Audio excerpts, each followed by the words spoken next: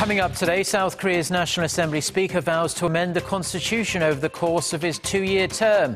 He says the nation has changed a lot in the 30 years since it was last modified. Bulgaria vows to support international efforts to implement UN sanctions on North Korea for its nuclear and missile provocations. First, in light of what it calls an uncertain job market, the US Federal Reserve keeps interest rates steady, but says it still expects at least one rate hike this year. Stay tuned for these stories and more.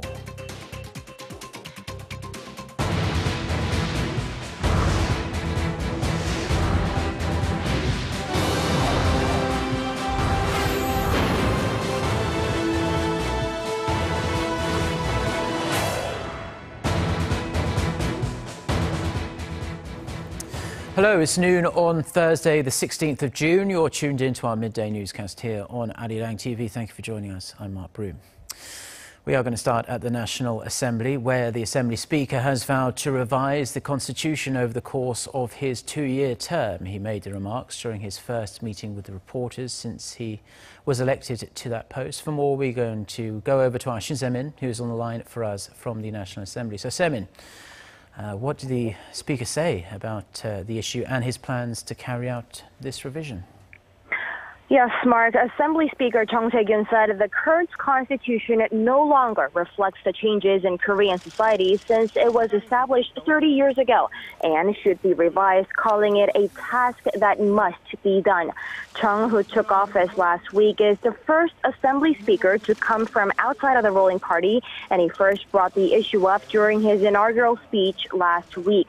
During a press conference this morning, Chung said the 20th National Assembly will take up the job of revising the Constitution, though he didn't exactly say when it would happen.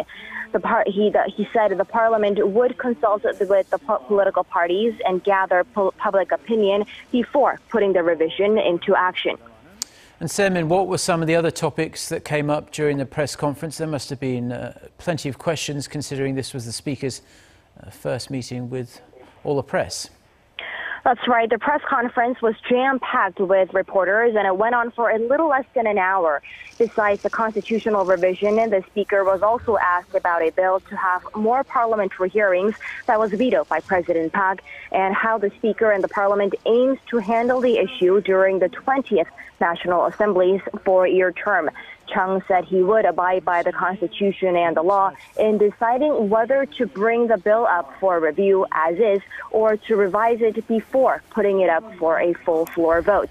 He also added that as the 20th National Assembly Speaker, he would do all he can to make the Parliament work for the public. Mark? Thank you, Se-min, for that report. And staying at the National Assembly, the chief policymakers of Korea's three main political parties and Finance Minister Yoo Il-ho will hold a second round of talks this afternoon on ways to solve the nation's most pressing economic issues. Officials say they're expected to address pending mid to long-range tasks aimed at improving the people's livelihoods. Among the key agendas are tackling the rising jobless rate and how to effectively implement the corporate restructuring of Korea's ailing shipbuilding industry. The parties will also discuss how to roll out safety measures for subway workers following the death last month of a young maintenance worker on a station platform.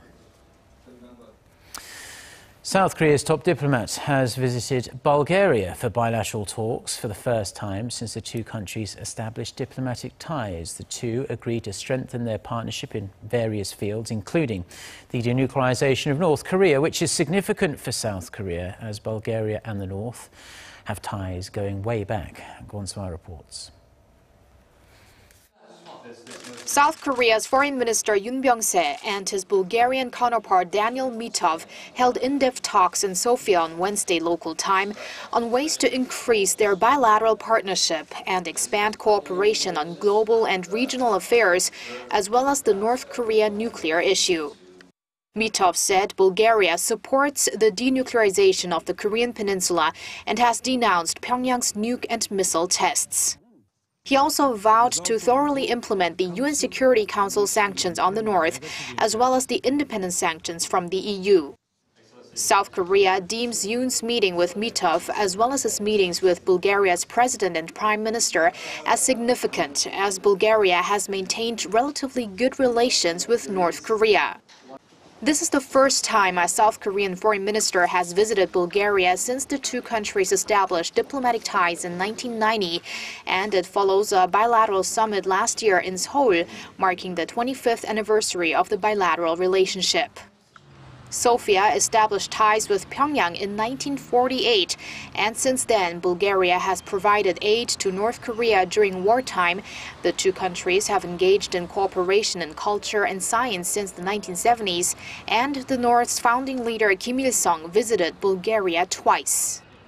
The South Korean foreign minister's visit to Bulgaria is part of Seoul's efforts to bolster cooperation with countries close to Pyongyang, including Cuba, Uganda, and Russia, to gain a broader consensus on denuclearizing North Korea since its fourth nuclear test earlier this year. Kwon So-ah, Arirang News. Now, South Korea and France will explore the possibility of jointly imposing further sanctions on North Korea in addition to UN Security Council measures. They've also vowed to boost military exchanges and defense technology cooperation. Our Defense Ministry correspondent Kim Hyun-bin with the details. Meeting in Paris on Wednesday, Seoul's Defense Minister Han Min-gu and his French counterpart agreed to consider extra sanctions on Pyongyang, noting the seriousness of the nuclear and missile threats posed by the regime. A senior South Korean defense official also said France agreed to use its influence to encourage its friends in Africa and the Middle East to actively carry out sanctions on Pyongyang.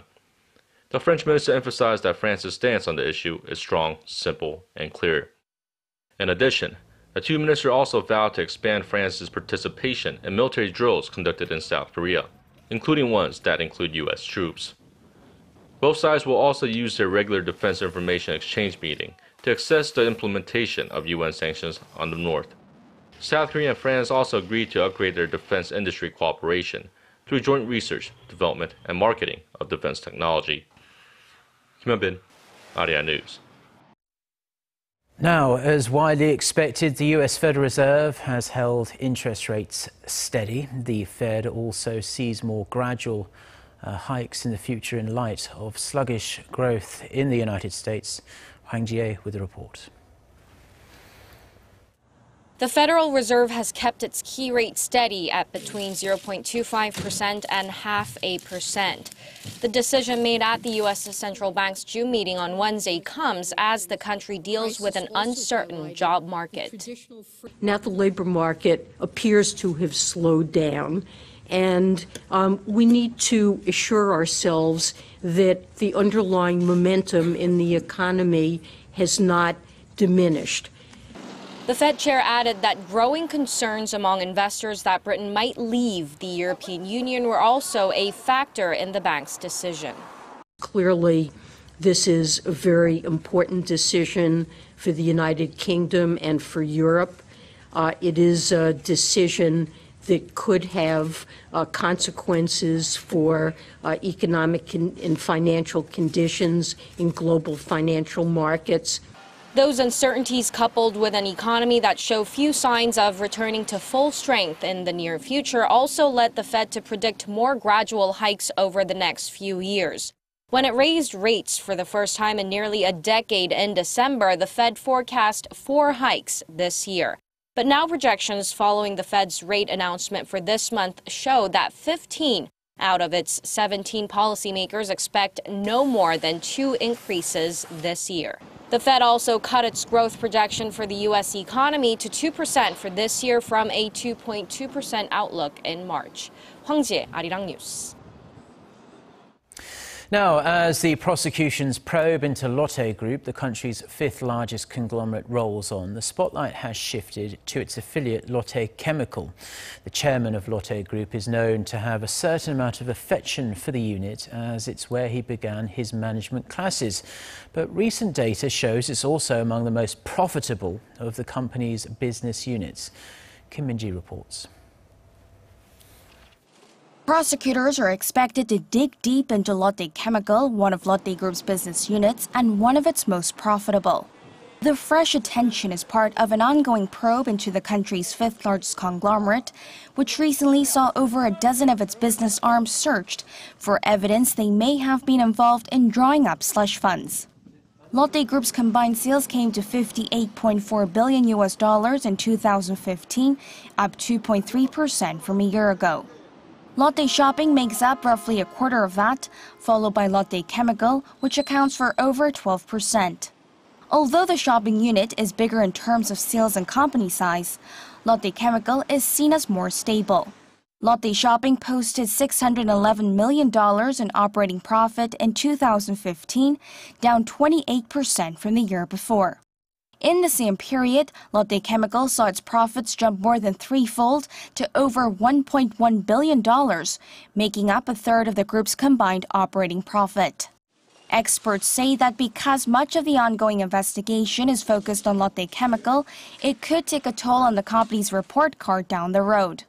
The chemical arm is suspected of using a separate unit in the process of buying raw materials overseas to inflate prices and using the extra cash to create slush funds or to transfer funds to another business arm.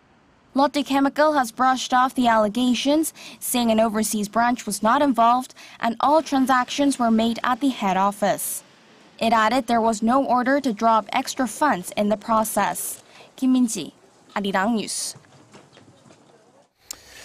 Now, the free trade deal between South Korea and Colombia is set to take effect from July 15th. Seoul's Trade Ministry said late Wednesday that the two countries have completed the ratification process.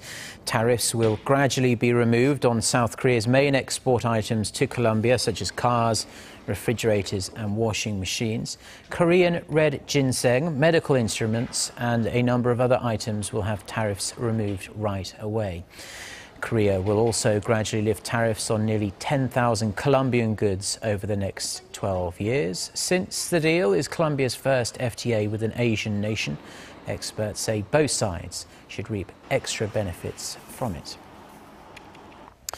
Samsung Display is leading the small and medium-sized display market thanks to the competitiveness of its AMOLED panels for premium smartphone screens. According to data from market researcher IHS on Thursday, Samsung Display had the highest market share in the first quarter at around 30%, followed by Japan Display with 17% and LG Display with 13%. The company also saw a 60% increase in shipments and a 20% increase in sales in the first quarter compared to the same period last year. Samsung Display is the only one seeing positive growth, in fact, in the small and mid-sized panel industry, which has been on a negative streak, with other companies seeing shipments and sales drop by up to 30%. Egyptian investigators say search vessels have spotted wreckage of the EgyptAir plane that vanished over the Mediterranean Sea exactly 4 weeks ago. Kim Jong-soo has more. Nearly a month after EgyptAir flight MS-804 disappeared over the Mediterranean, investigators have announced the discovery of several main locations of the wreckage some 300 kilometers north of Alexandria. A deep-sea search vessel has also reportedly sent back images of the wreckage from the seafloor.